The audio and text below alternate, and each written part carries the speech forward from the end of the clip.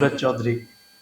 दोस्तों, आज का मेरा विषय है कि आत्मनिरीक्षण के क्या लाभ हैं, आत्मनिरीक्षण की परिभाषा क्या है, आत्मनिरीक्षण मनुष्य के जीवन में आवश्यक क्यों है। दोस्तों, उससे पहले हम बात करते हैं एक ऐसी थ्योरी पर, एक ऐसी सोच पर, एक ऐसे समाज के ढांचे पर जिसमें हम सब लोग भेड़ चाल चल रहे हैं। भेड़ चाल क्या होती है? भेड़ चाल का तात्पर्य होता है जिस तरफ लोग जा रहे हैं उसी तरफ हमारा चल देना।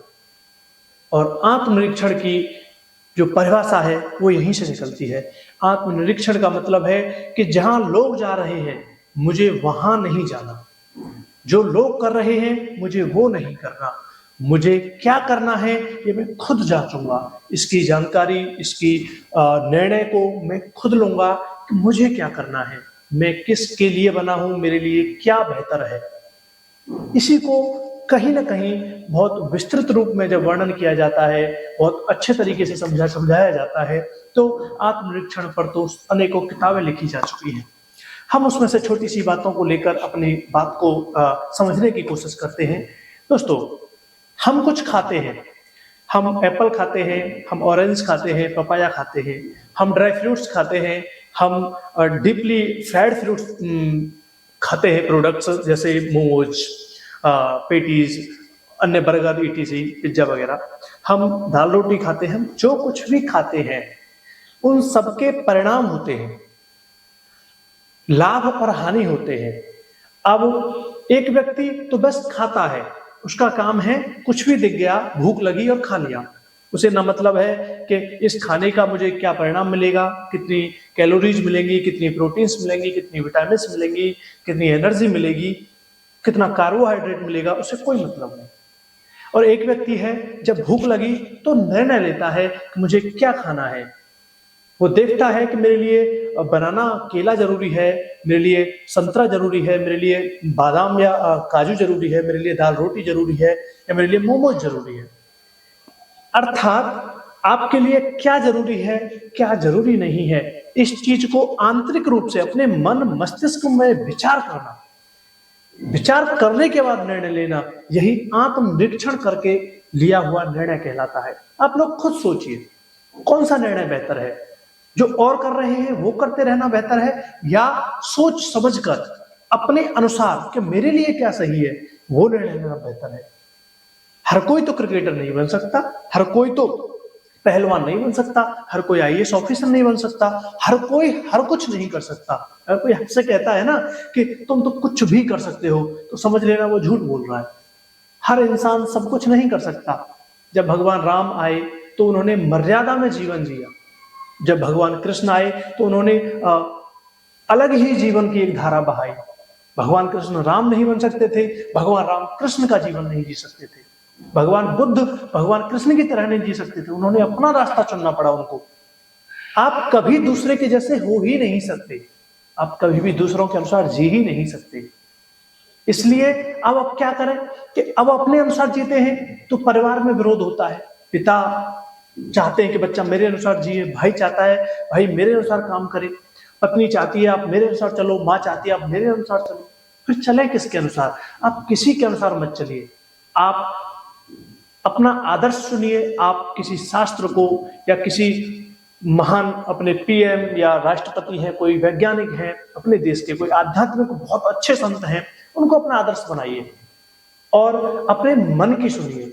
अब धोखा कहां होता है कि कुछ लोग अपने मन के कारण कहीं ना कहीं ईगोसेंट्रिक हो जाते हैं। अब तुम अहंकारी हो गए, तुम किसी की सुनी नहीं रहे हो, सब कुछ अपने अनुसार कर रहे हो, तो वो कहीं ना कहीं गलत है। आपको उससे भी बचना है। न तो इतना स्वतंत्र हो जाना है कि समाज की परवाह नहीं कर रहे। भाई परवाह करनी है, हमें शराब नहीं पीनी, हमें जुआरी नहीं होना, हमको चोर नहीं होना, हमको बलात्कारी नहीं होना, हमको जो हम निर्णय ले सकते हैं उनको हमें लेना है, समझदारी के साथ लेना है। जीवन कैसे जीना है इसकी आत्मनिरीक्षण करना है, अच्छी अच्छी किताबें पढ़कर, अच्छे लोगों की बात मानकर, बड़े बुजुर्गों का अनुभव लेकर। गांव में ये बहुत अच्छा माहौल है कि गांव में आपको कोई ना कोई रोज डांट देता है। हमारे स्कूल में एक सर थे, वो कहते थे कि खुशी इस बात की है कि कोई रोकने वाला नहीं है, खुशी इस बात की है कि कोई रोकने वाला नहीं है, लेकिन अफसोस इस बात का है कि कोई टोकने वाला नहीं है। बड़ी गौर करने वाली बात है। हम सब क्या चाह रहे हैं, हमें कोई रोके नहीं, हमको कोई रोके नहीं, कोई हमारे पर नियम नहीं हो, कोई पाबंदी नहीं हो। नहीं दोस्तों, मान लिया कोई रोकने वाला नहीं हो, लेकिन टोकने वाला होना चाहिए। टोकने वालों को अपने पास रखिए। कबीरदास जी भी कहते हैं कि निंदक नियरे राखिए, आंगन कुटी छवाए, बिन पानी सावन बिना निर्मल करे सुहा। जो आलोचक होते हैं ना, जो निंदा करने वाले होते हैं, जो टोकने वाले होते हैं, वो बहुत आवश्यक होते हैं। अगर आपके जीवन में कोई ऐसे व्यक्ति हैं जो आपके मुंह पर निंदा करते हैं, तो उनको प्रणाम कीजिए और थैंकफुल रहिए गॉड के कि आपके साथ ऐसे लोग हैं।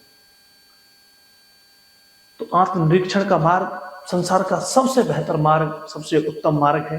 हमको इसको चुनना चाहिए, हमको इसको जीवन में धारण करना चाहिए। एक अच्छी लाइफ जीना चाहते हैं तो, एक अच्छा व्यक्तित्व डेवलप करना चाहते हैं तो, कोई व्यक्ति अपने आप में अपना व्यक्तित्व डेवलप नहीं कर सकता। समाज के एनवायरमेंट के कारण ही हम अपना व्यक्तित्व अच्छा और बुरा बनाते हैं। अब आपके ऊपर निर्भर करता है कि आप आत्मनिरीक्षण का मार्ग चुनकर समाज के लिए अपने व्यक्तित्व को एक प्रभावशाली व्यक्तित्व बनाएं, एक मार्गदर्शक का व्यक्तित्व बनाएं, या एक जुआरी शराबी या अय्यास लड़के का व्यक्तित्व बनाएं, एक ऐसी लड़की का व्यक्तित्व बनाएं जिसके बारे में कोई कब कुछ भी कमेंट कर देता है।